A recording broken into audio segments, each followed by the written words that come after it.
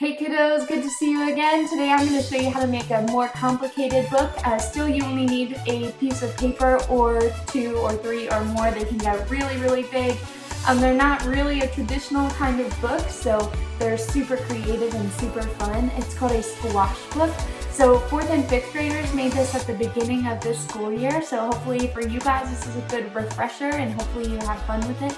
And for the rest of you, you might need some help getting the folds right because it's a little bit complicated, but hopefully the video helps you figure it out. So hope you enjoy. Alright guys, so for this sketchbook you're going to need a piece of paper. I have two because I'm going to add more pages to my book, but you don't have to. I have a pencil just to highlight some of the things that I'm doing. You do not need a pencil. Scissors are going to make this way easier, but there is a way to do this without scissors if you don't own any. And then if you want to add more pages, which is why again I have two pieces of paper, you're going to need glue. So this is what we call a squash book. So I'm going to start with one piece of paper, and this fold can be a little tricky. So the way that I do this fold is take one finger and hold the top corner, pick up the bottom corner, and you're gonna match up the short side with the long side. So you've got this perfect triangle. Now, mind you, the corners of my paper are not touching. People always get confused with that. So I want you to know the corners are not touching. You just made a triangle. And now we're going to take this rectangle right here, we're going to cut it right off. So you're going to take your scissors, cut off this rectangle. If you do not have scissors, this is the way that I do it. So you're going to fold and crease really, really tight. That was my fingernail scraping against the paper to crease it really tight. Flip it over, crease it again.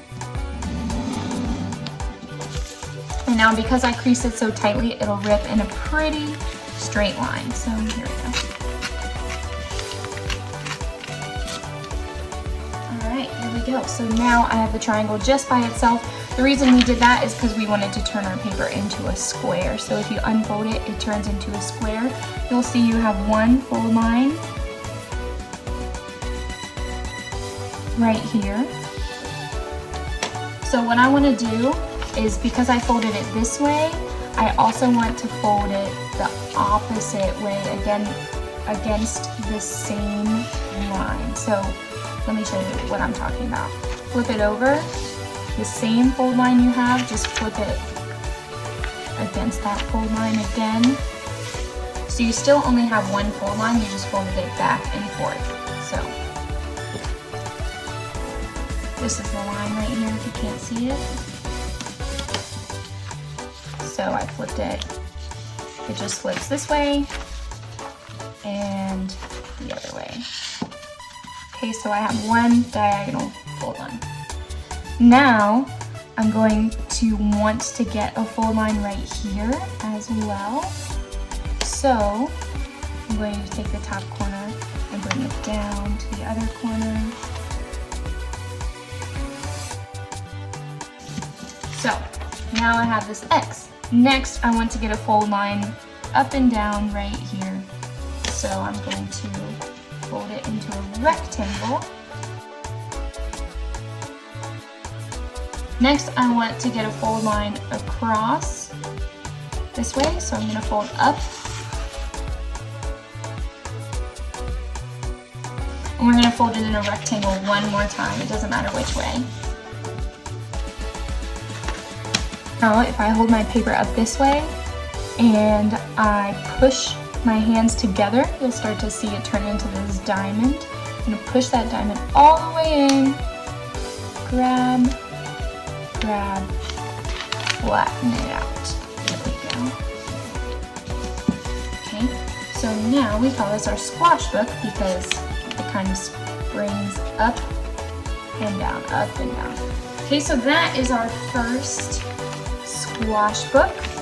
If you don't want to add more pages, you can stop here. Some of my students like to fold it into a triangle, and then they've got a little triangular book with triangular pages.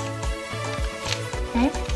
If you want to keep it a square, you just kind of have to get creative and figure out what your pages are because it's a pretty non-traditional book. Now, if I want to add more pages, I'm going to take another piece of paper and do the exact same thing that I just did. I'm making pretty much a second squash book.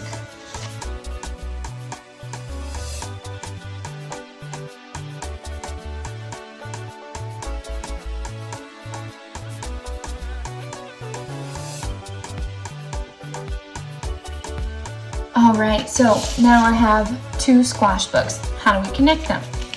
Glue. So I'm going to open them both up.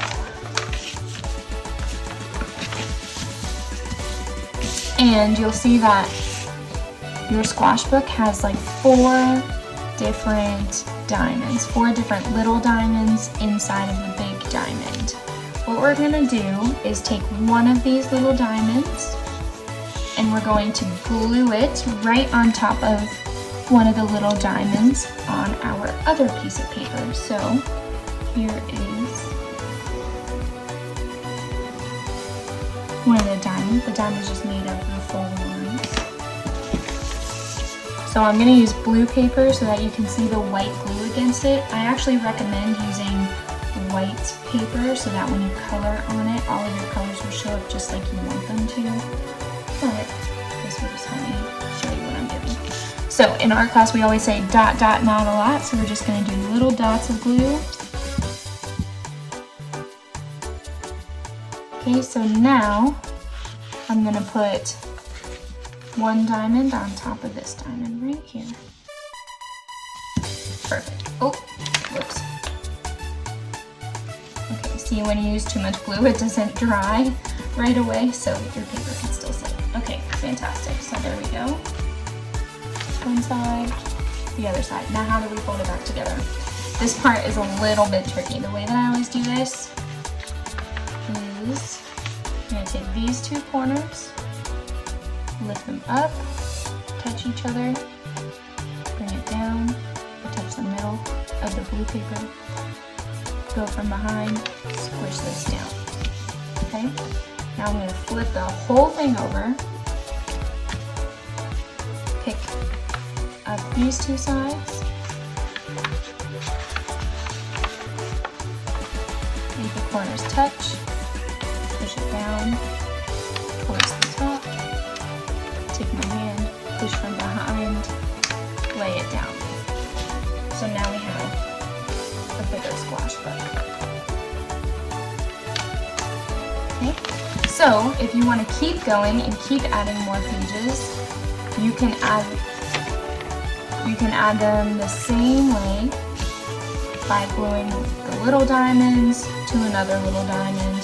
And you can go sideways, you can go all vertically, you can go all kinds of different ways.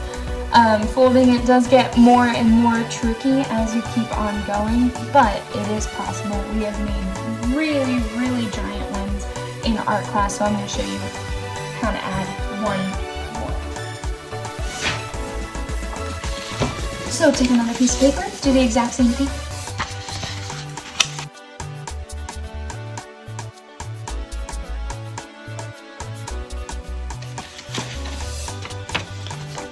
Squash the insides. There we go. Take your original one. Match up any one of these diamonds with any one of these diamonds. So you can go sideways. You can go sideways up here. You can keep making it longer and longer and longer. And I think that's what I'm going to do. So I'm going to take my glue and good. So now I'm going to show you how to fold this all up back together. It gets really, really crazy.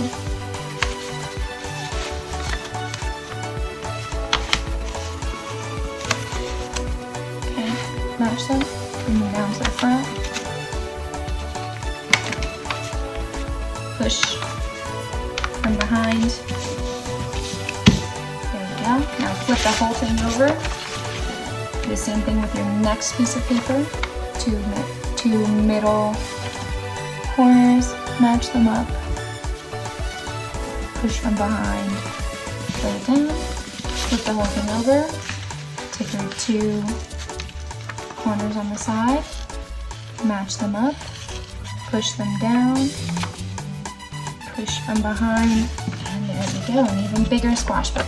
You can make these things as big as you want. They're super fun. I hope you enjoy them. They do pop up a little bit. You might want to put it under a textbook so it flattens out or crease it a little extra.